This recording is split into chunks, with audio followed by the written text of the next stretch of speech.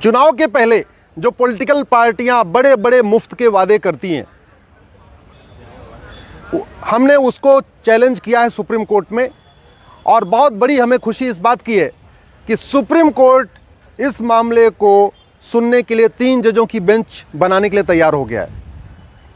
जब हमने PIL file किया था तब इसको सुप्रीम कोर्ट की 2 जजों की बेंच सुन रही थी। सुप्रीम कोर्ट ने केंद्र सरकार को नोटिस जारी किया, केंद्र सरकार से भी पूछा, इलेक्शन कमीशन को नोटिस जारी किया, इलेक्शन कमीशन को ओपिनियन मांगी। सुप्रीम कोर्ट ने टैक्स पेयर्स के बारे में भी कहा है कि एक एसोसिएशन अपना टैक्स पेयर का भी बनना चाहिए, उनकी भी इनपुट आना चाहिए, उनका भी फीडबैक आना चाहिए, आरबीआई का इनपुट आना चाहिए, कैसे इस फ्रीवीज सिस्टम को रोका जाए, जो मुफ्त रेवड़ी का कल्चर है। इसके बारे में सुप्रीम कोर्ट ने सबसे ओपिनियन मांगी है।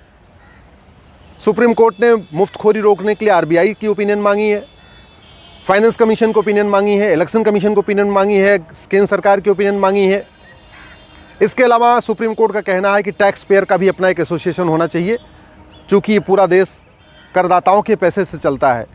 तो टैक्स पेयर का पैसा कैसे यूज होना चाहिए, कहाँ रोकना चाहिए, क्या टैक्स पेयर का पैसा मुफ्तखोरी में खर्च करना चाहिए, रेवड़ी बांटने में खर्च करना चाहिए, इसलिए टैक्स पेयर्स की भी ओपिनियन आनी चाहिए। क्वेश्चन ऑफ लॉ फ्रेम हो चुका है, मामला 3 जजों की बेंच को रेफर हो गया है, लेकिन 3 जजों की बेंच बनी नहीं थी। 3 जजों की बेंच को ये मामला पिछले साल अगस्त में ही चला गया था, लेकिन उसके बाद सुनवाई नहीं हो पाई थी, बेंच नहीं बनी। आज मैंने सुप्रीम कोर्ट चीफ जस्टिस साहब से रिक्वेस्ट किया है कि मामला बहुत ही महत्वपूर्ण है, कृपया आप 3 जजों की बेंच बनाइए। और चीफ जस्टिस ऑफ इंडिया ने बोला हम इस पर 3 जजों की बेंच बनाएंगे, इस पर सुनवाई करेंगे।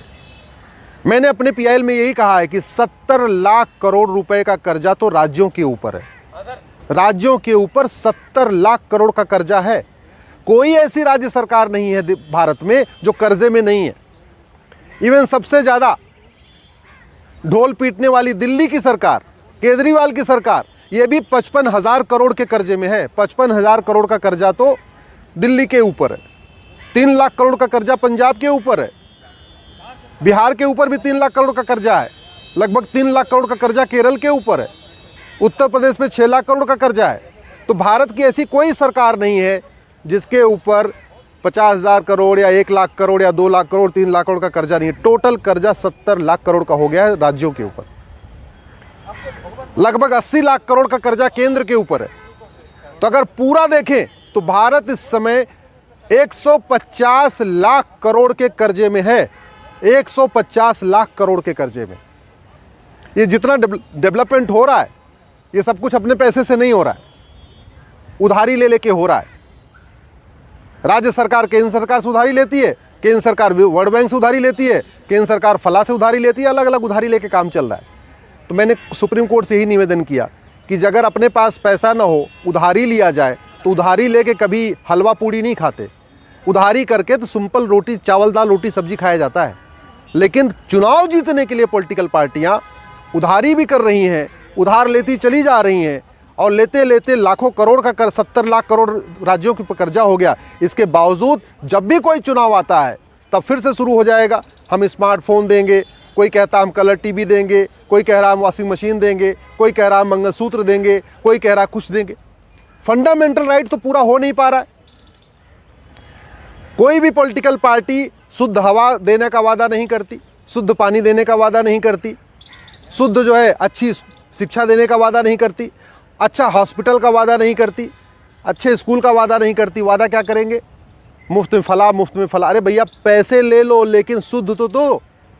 शुद्ध हवा, शुद्ध पानी, शुद्ध भोजन दे नहीं पा रहे, शुद्ध सब्जी दे नहीं पा रहे, शुद्ध फल दे नहीं पा रहे हो, और कह रहे नहीं हम तो फ्री में पानी देंगे, फ्री में बिजली देंगे, और फ्री में वॉशिंग मशीन देंगे, और फ्री में मंगलसूत्र देंगे। इस पर रोक लगाना ज़रूरी है। अगर हमने नहीं रोक लगाया तो याद रखिए लंका की क्या हालत हो गई है आप सबको पता है, पाकिस्तान की क्या हालत हो गई आप सबको पता है, अफ़गानिस्तान की क्या हालत हो गई है सबको पता है। वहाँ की अर्थव्यवस्था चरमरा चुकी है। भारत में जिस तरीके से कर्जा लेके हलवा पूड़ी खाया जा रहा है, जिस तरीके से कर्जा लेके भी लूटपाट चल रही है, जिस तरीके से इतना देश के ऊपर कर्जा, इसके बाद भी भ्रष्टाचार कम नहीं हो रहा है, मुफ्तखोरी बढ़ रही है, इस पर अगर रोक नहीं लगाया गया आने वाले टाइम में हमारी इकोनॉमी भी कोलैप्स हो जाएगी।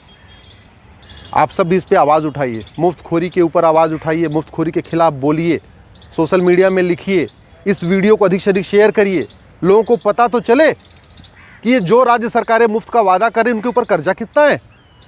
दिल्ली जहाँ मात्र 2 करोड़ की जनसंख्या है, खूब टैक्स भी आ रहा है, खूब लोग टैक्स भी दे रहे हैं, उसके ऊपर भी 55,000 करोड़ का कर्जा है दिल्ली जैसे राज्य के ऊपर। यूपी, बिहार, बंगाल की तो आप बहुत पीछे छोड़ दीजिए। बिहार के ऊपर 3 लाख करोड़ का कर्जा है, बंगाल पे 3 लाख करोड़ का कर्जा है, केरल पे 3 लाख करोड़ का कर्जा है, उत्तर प्रदेश पे 6 लाख करोड़ का कर्जा है, उत्तराखंड पे 3 लाख करोड़ का कर्जा है, राजस्थान पे 3 या 4 लाख करोड़ का कर्जा है। सारे राज्य सरकारें घाटे में चल रही हैं, लेकिन चुनाव के समय सब पूरा एकदम ऐसे दिखा रही हैं जैसे सबके पास पैसा है। और एक बात और, ये जो पॉलिटिकल पार्टी वादा करती है ना मुफ्त में देने का, ये कोई अपनी फंडिंग से नहीं करती हैं।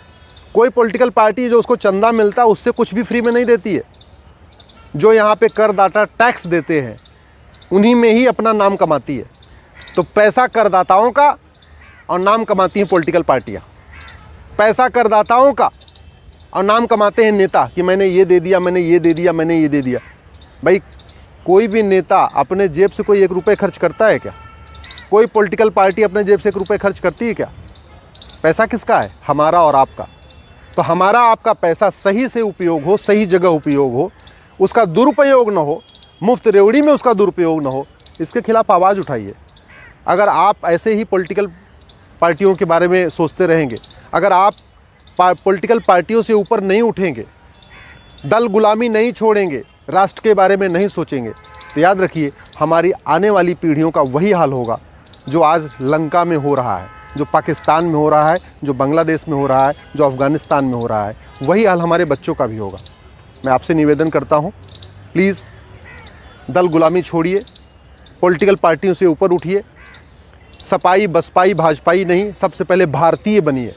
और जो सही है उसको सही बोलिए, जो गलत है उसको गलत बोलिए। अपने अपने सांसदों विधायकों से कहिए ये मुफ्तखोरी बंद करें, मुफ्त रेवड़ी बंद करें। पहली बात, शुद्ध हवा, शुद्ध पानी, शुद्ध क्या बोलते हैं, फल, अच्छा स्कूल, अच्छा हॉस्पिटल, अच्छा सड़क बना के दे दें, अच्छी न्यायिक व्यवस्था बना के दें जिससे मुकदमे का फैसला 1 साल में हो जाए, अच्छा पुलिस सिस्टम बना के दें जिससे क्राइम कंट्रोल हो। तो करप्शन कंट्रोल करने की बात नहीं करते, क्राइम कंट्रोल करने की बात नहीं करते। इलेक्शन के पहले कुछ मुफ्त का वादा करते हैं, जीत जाते हैं। उनको भी पता है ये जनता पागल है, जनता इससे कोई लेना देना नहीं। उनको भी पता है कि जनता को भी ये नहीं समझ में नहीं आता कि पैसा उसी का है। तो आप ही के पैसे को बर्बाद किया जा रहा है, आप ही के पैसे से आपको कुछ मुफ्त में दे दिया जाता है, आप खुश हो जाते हैं कि हमको मुफ्त मिला। याद रखिए कुछ भी मुफ्त में नहीं है, सब कुछ आप ही के पैसे से हो रहा है।